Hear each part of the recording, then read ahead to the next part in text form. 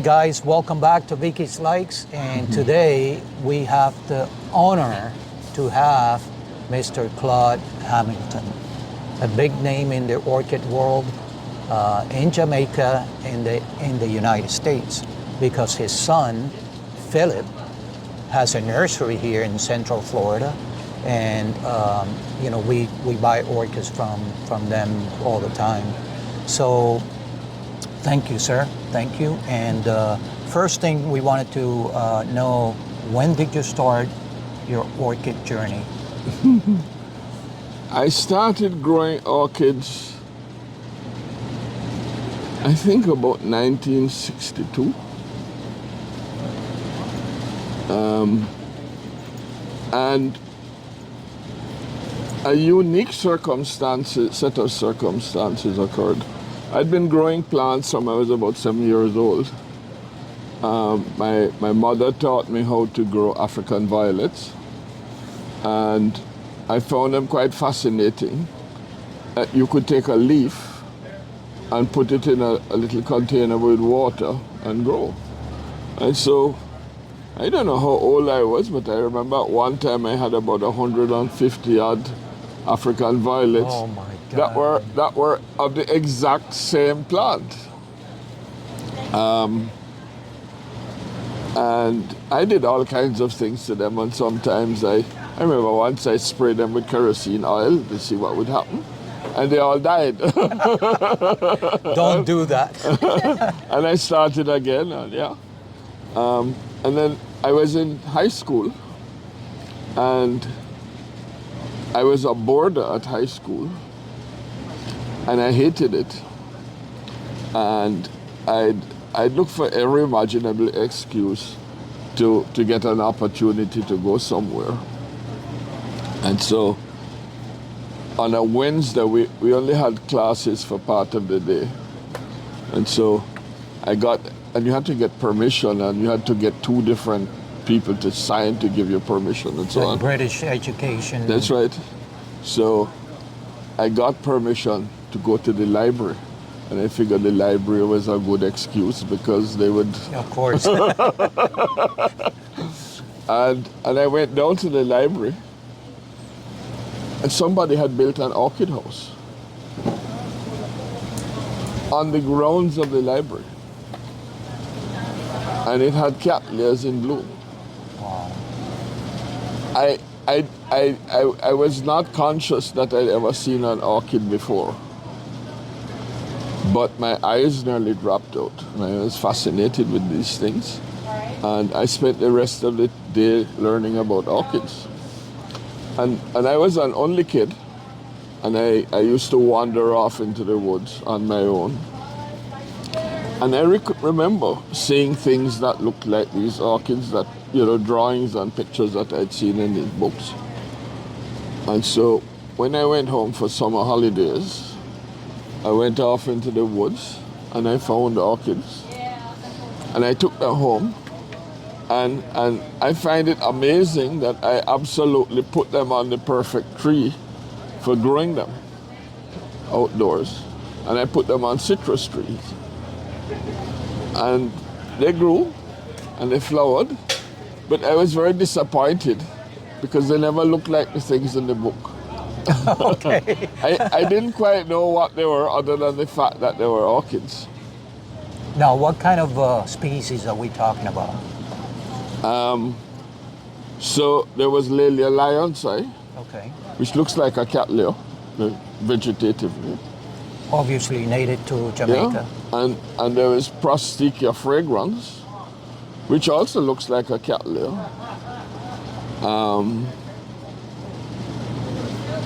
And I don't remember what else, but there was one other orchid, but those were the two main things that I collected. And they grew well. And I had those things growing at home for quite a while, until I graduated from agricultural college. Because that impulsed you or got you into going in that area? Sort of, Okay. but not seriously. Okay. Okay. I was interested in them, and yeah, but I didn't know what they were other than that they were orchids. Orchids. And that they didn't look like the things in the book. And so I graduated when I was 19 plus, and I went out into the world working. And then when I was about 24, I got married. Never thought that would happen.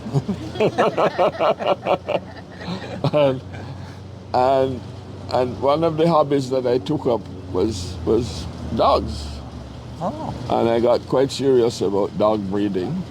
And for quite a while, I was probably the main dog breeder and exhibitor in Jamaica, because I used to go to lots of dog So when you shows. go for something, you go for numbers. And a friend of mine had a particular stud dog that I like to use. And I went to his house with my dog to be bred, and he had a Phalaenopsis in bloom. It was a white with Phalaenopsis with pink stripes.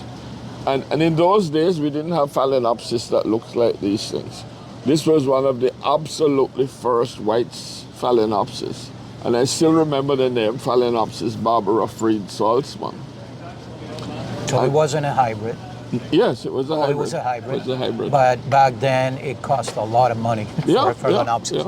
Yeah. But so after about 2.5 years, this plant was in bloom every time I saw my friend. Went to his house every time. And one time I said, I have to get some of these. So I said to him, I want to buy some orchids. And he took me to somebody, and I spent a hell of a lot of money.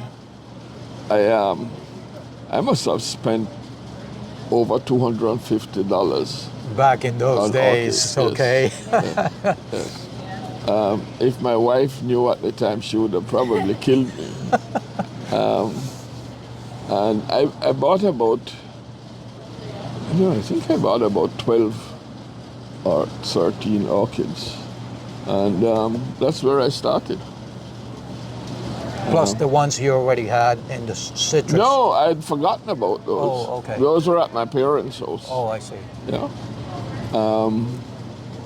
And then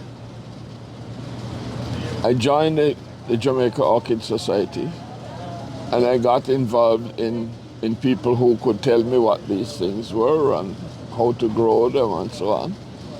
And so the big deal at the time was to try to find white Brotonia and yellow Brotonia sanguinea. And so every Saturday morning, we would go out hunting orchids in the wild. Do not do that now. And after 2.5 years, I found one. And I don't know, I hope I'm not so foolish. I decided this was crazy. And I promised myself that the next one that I found was going to come out of a bottle. And about the same time, I'd gotten involved in the local orchid society, and at the time I was the secretary. And we had our first AOS Judge show. And 3 of the judges that we had were Fred Fuchs, Bob Fuchs' father, and Bill Merritt, and a man named Joe Reeves. They were all American Orchid Society judges, and they came to judge at our show. So for those of you, I'm sorry, the younger people, the Fuchs family, that's how you pronounce it, right? RF is Bob Fuchs, and is part of this family, correct? Yeah, correct. And I got to know Fred Fuchs quite well, and he wanted to buy wild Jamaican orchids. So I used to collect wild Jamaican orchids to sell to him.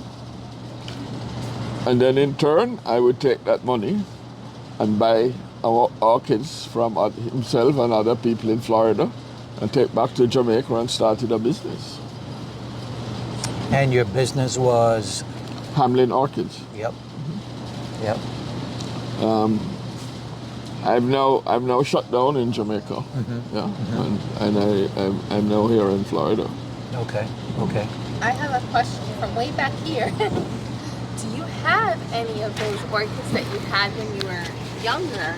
Like No. none of them? Not the Phalaenopsis, not the ones on your parents' citrus tree? No. Oh. No. I wish I did, but no. I know, right? Yes. So, which one was your first hybrid? When did you say, okay, I have to move on to the next step and do my own hybrid? Before I started growing my own hybrids, I would take orchid seed to Miami to Bredren Orchids. I don't know if you've ever heard of Bredren Orchids. There's a company in Miami named Bredren Orchids, and they sort of specialize in growing orchids from seed. Okay. And so they offer the service of growing seed for customers, and they sold flasks. And so that's how my business started, because Mrs. Saw-Leder, who was a really lovely woman, and mother of Reuben Saw-Leder, a pretty well-known plant taxonomist, she offered me a deal. She says if you buy 100, they used to sell flasks for $15, and a flask could have anywhere from 50, 60 to over 100 seedlings. And she offered me a deal. If you buy 100 flasks, I can give them to you for $6 each. So for $600, you could get 100 flasks. And That's a lot of plants. Yeah. And so that's how I started. And what was interesting is at the time, nobody in Jamaica, not many people, bought orchids. And It was expensive. and not many people knew how to grow them. Okay. And there were one or two people who sold orchids. Some of them wouldn't even give advice. So I learned quickly that if I wanted to earn money from this thing, I needed to start with affordable plants, and I needed to teach my customers. Yeah. So I started mostly with flasks, and from flasks I'd go to 2-inch pots. When I got to a decent size, we started selling those and teaching people how to grow them. And up to when I closed my business, some of those people were still some of my customers. Yeah. That's so nice. That is nice. Yeah. But when we talk about your hybrids, and I see Phil showing me you still have some there, your Chamborkias and Bretonias, Yeah. and some Cattleyas, right? So one of the misconceptions is that Hamilton only grows Bretonias. I reproduce orchid species. So I've bred a whole range of different orchid species. Phalaenopsis, Cattleyas, Dendrobiums, Oncidiums, Tolumnias, Encyclias, you name it. Okay. And I suppose the things that were most popular were my Bretonia hybrids. So that's probably how I got pigeonholed. Yeah. But can you name a few of your hybrids, and what's been your favorite? Top. It might sound a little bit weird, but I don't have any favorites. I like Bretonias, but I like equally Brassavolas. I like Cattleyas. I like Dendrobiums. And when I had my nursery, we grew all of these things. I like Vandas. I like Tolomnias. All kinds of stuff. I like orchids. And so Phil was born, and at what point Phil started to like I know he used to come to the States with you and do the shows. We remember in the 90s the shows in Coconut Grove, those beautiful shows. Well, I used to go out on a Saturday looking for Bretonia sanguinea albo. Also a native to Jamaica. It's endemic to Jamaica, comes from nowhere else. Oh, okay. And so what would happen on a Saturday is I'd take some of my kids. So he was among some of the first people to go out hunting for Bretonias, and he grew up with orchids around him. It was like second nature, I suppose. And when I started selling orchids, if I wasn't at home or I didn't have a sales team or anybody, and so all of the children had to sell orchids. So if a customer came, they'd meet them at the front gate, and they'd take them and sell them stuff and so on. And I don't remember what age he joined the Jamaican Orchid Society at, but I remember he must have started breeding orchids when he was about 8. Nice. Yeah, and one of I had one employee who did all of my flasking. I taught her how to do flasking, a lady named Isilda. And one day I'm walking around in my nursery and I see a Cattleya hybrid in bloom. And I don't recognize it. And in those days, I knew every single plant I had. And I didn't recognize it. And so I was asking around. And eventually, Icy confessed that it was Phillip who had bred it. Oh my God. Isn't that a beautiful story, man? Yeah. And then... What's the name of that hybrid? This is why I wanted him in the video. He's shy. I don't remember. But it was a yellow bifoliate Cattleya. And about the same time, they had in 1984, or I think it was, they had the World Orchid Conference in Miami. And that was the first orchid show I'd ever attended anywhere. No, yeah, outside of Jamaica. And so I took Philip and his younger brother, Andrew. And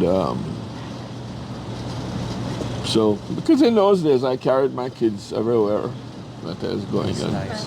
Yeah. And your kids like to be with, not anymore. Right, kids nowadays, it's hard to get them involved. They didn't have any distractions whatsoever. Exactly. True. Yeah. True. And I don't remember what age he was, but I know certainly by the time he was 11, he was a judge at the Miami Orchid Show. And taken seriously. That is impressive. Yeah. See the secrets that he's The withholding? secrets, yes. Now, Yeah, when did you become a judge? And he grew up in the Jamaican Orchid Society. Okay. And I don't remember what age that was. But there's another friend of ours named Kirk Hu, and he and Kirk Hu were mixed up with the Orchid Society as little youngsters at about that same time. I became a judge in Jamaica in 1986, I think.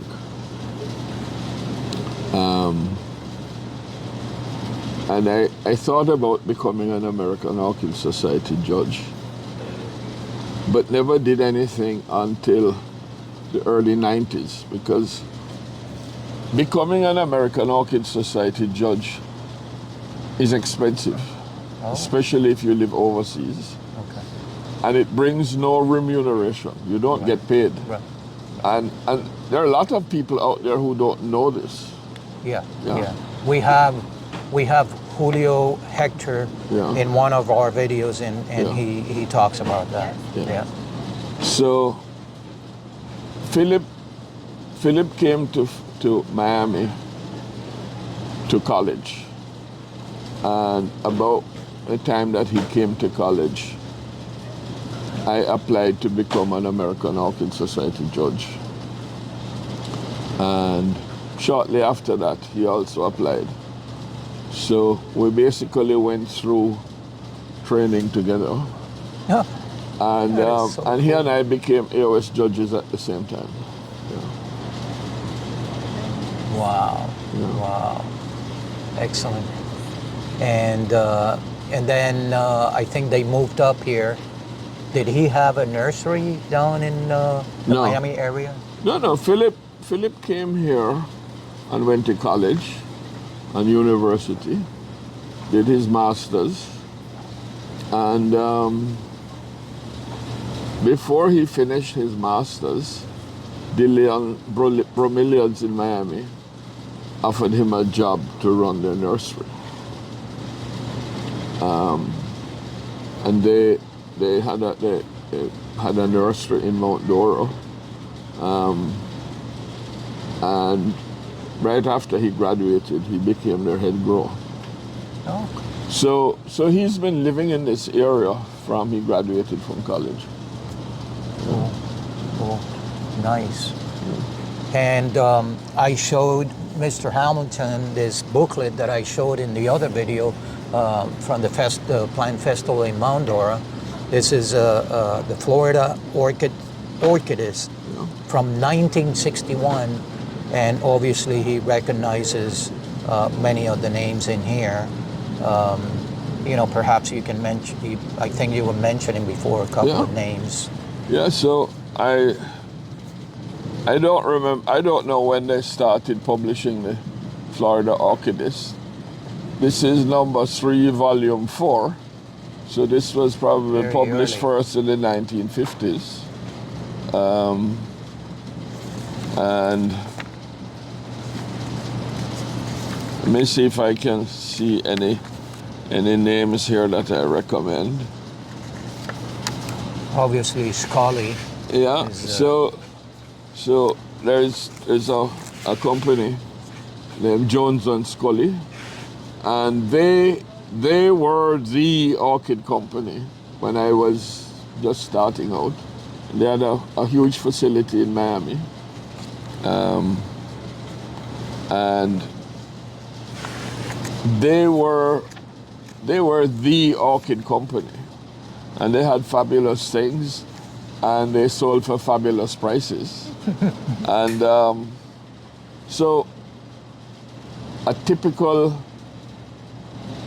2-inch seedling, Mary Clone from Jones and Scully, and Mary Clones were quite new, was $49.95 for a 2-inch seedling. Back in the days. Yeah. For one. For one seedling. Seedling. Wow. You better cross your fingers on that one and hope that it does That's right. That's grow right. That's right. and flower. And flasks sold for anywhere from, except for Reuben in orchids, flasks sold for anywhere from $75 to $150 or more. Yeah. And these were just the regular things. Yeah. So one of the people who helped form the South Florida Orchid Society, that I think probably published this, was Tom Fennell Jr. And Tom owned the Orchid Jungle. Oh, okay. and he became a very good friend and mentor of mine. Really very good friend. As was his son, Tom the Third. Okay. And when Philip went to Miami to college, he helped Tom the Third with his kids. He was babysitter to all of Tom's kids. And Tom is now dead, but we're still friends with Tom's wife, Susan, who lives in Gainesville. Oh. And last time I saw you in Gainesville at the show, we took her to dinner. Yes. Oh, we met her. Yes. Hello. Yes. Yes. Yeah. Good friends. Nice. Did you ever meet Tom Bredren? Yes. Yes. Yes. Yeah. Yes. Everybody says he was a wonderful man. Yes. Yes. Yes. You know, we hear that Jim Crow used to go there and hang around and learn a lot from Tom. I didn't know him very well because most of my interactions was with people in the Miami area. Right. I did have a friend in Lakeland named Charles Porter, and Chuck had a business in Lakeland called Charles Porter Orchids, and he used to go to all the shows. And another good friend of mine who was up in Jacksonville was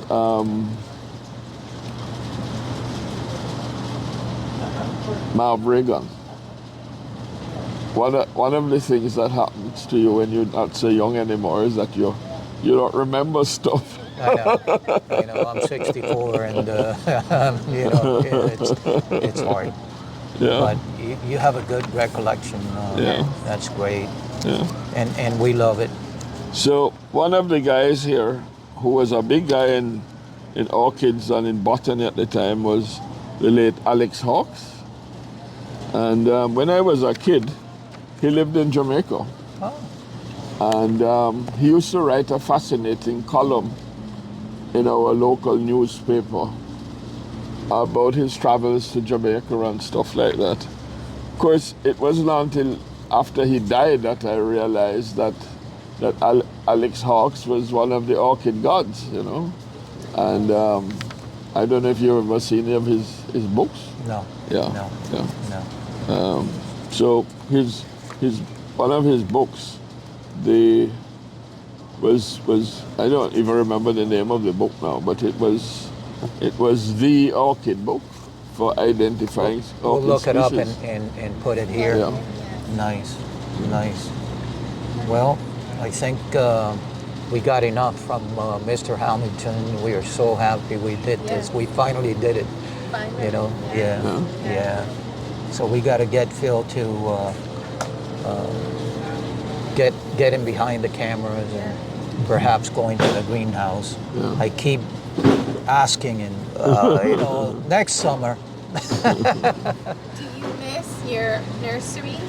No. No.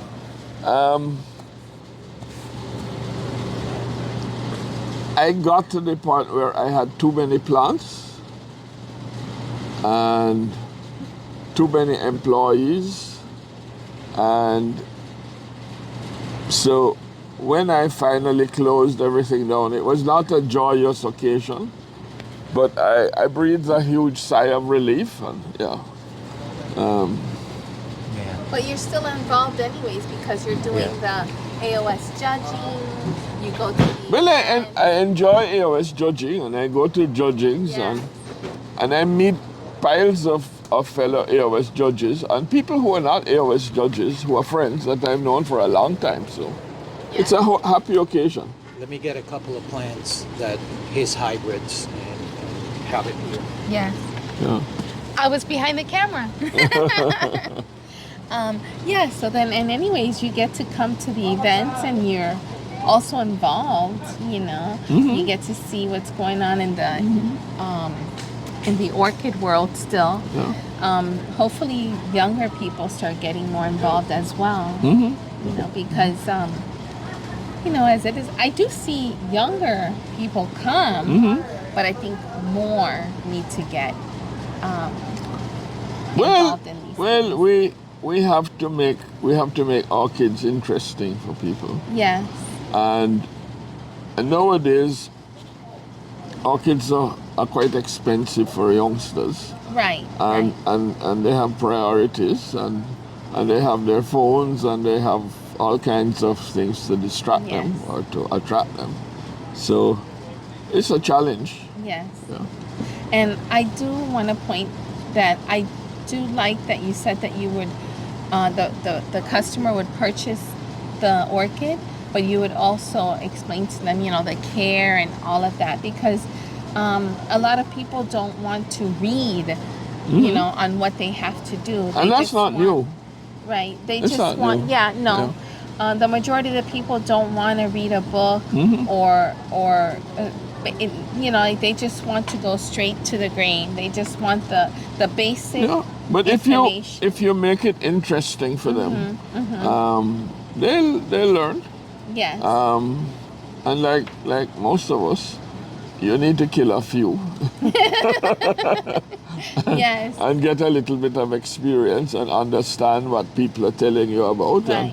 And we constantly preach, don't overwater, but until somebody tries it out and they have issues, Right. and then they learn that they need to give less water and in many instances more light and stuff like this, or air Right. movement or what, or some particular type of potting medium or something like that. Yeah, It's a trial and process. error. Yes. It's a Yes. process. Which is good, like you said, that you studied your the African violets, which by the way I'm obsessed with them also. And you were like, well, let me see what I can do with this one, and let me see with this one I do this, and it's just like you do your own study, which is nice because you'll come up with your own conclusions at the end. And then it's also good because it makes you proud. You're like, okay, I think I accomplished, or I came up to this conclusion. Okay, this plant is going to need this. I think I'm going to have to put it over here. If the plant is happy there and you move it and it's unhappy here, you got to go back to the same zip code you came from. So we have plants here. Ask him to give you a Brotonia negrilensis. Okay. So these two here Yeah, are Mr. Hamlin's Hamilton. Hamilton. I'm sorry. Not to worry. It's And- a common mistake. So this is one. This is this one here.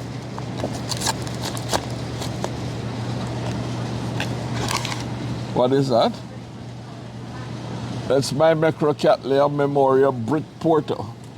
And Brit Porter was the wife of my friend Charles Porter. The fellow we were talking about Yeah. before. Yeah. Okay. The Brotonia, which one did you say? Negrilensis. Okay. And then you guys can talk about it. This is my Macrocattleya Hamlin's Melody. Yeah. And it's a hybrid of Cattleya Nora's Melody and Mamracophila Bryziana. And I particularly like this hybrid because I like things with splashes and Yes. nice flat flowers. It's almost like a halo. Yeah. Yes, very pretty. I love those two colors together. Actually, it's But- three colors with But the this white. this is a seedling, and no two seedlings are alike in the same way that no two children who have the same parents are alike. Yes, yes. Yeah, this is Brotonia negrilensis, and this comes from the western end of the island, okay, by the sea. Oh, okay. Likes it hot and dry. Right. Yeah. Right. Is it close to the water? And typically flowers between October and January, probably sometimes into February. I think we got it. Yeah. So that's pretty much the western tip of Jamaica is Negril. south of Cuba, more or less. And let me ask you, now that you mentioned it, so it's closer to the ocean. Right, it grows on trees right by the sea. Do you think the ocean water, the salt sometimes maybe it helps the plants. It does something with them. I don't know if it helps the plant, but I think they have a little bit of salt tolerance. Oh yes. Oh, You know, because obviously, you know, it's evaporating, it's going on, and the wind. If it and all evaporates, the salt doesn't evaporate. It's just the no, water. yeah, right. So maybe it does something with it. Maybe they like it. I don't think so. No. No, I wouldn't even advise that you try it because. Oh no. Because what I'm saying is like since they're growing there, maybe they're just what they used like to by the seaside is the constant breezes. the breeze. Yes. We did notice that when we moved up here, since we have the preserve in the back and we have a lot of airflow, I think our plants do 100% better here than down south. Absolutely, You absolutely. guys talk about this one? Yes, Yeah. yes. It's beautiful. I love it. So, This is a nice. since it's a seedling, you were saying that maybe you have another one. We but have- it's not gonna have. We the have same hundreds that look sort of like this, something of but that. different. Yes, yes. In the same way that no two of your children are alike Yes. unless they're twins. Yes, Right. yes. Yeah. Yeah. Beautiful, Well, beautiful. We thank you. We don't know how to thank you. I mean, Yes. it's like. No, you're very welcome. And both of these are Myrmecophila hybrids. I heard you use the term Schomburgkia. Well, Phil said, you know, these are like Yeah. orchid types. So yeah, but I don't like the name Schomburgkia. Some people will think me odd because the genus Schomburgkia used to encompass Myrmecophila and Laelia, and they're two totally different types of plants in my estimation. So I like to say who is who. Okay. And I'm known for a stickler about things like that. Nice. And how old are they?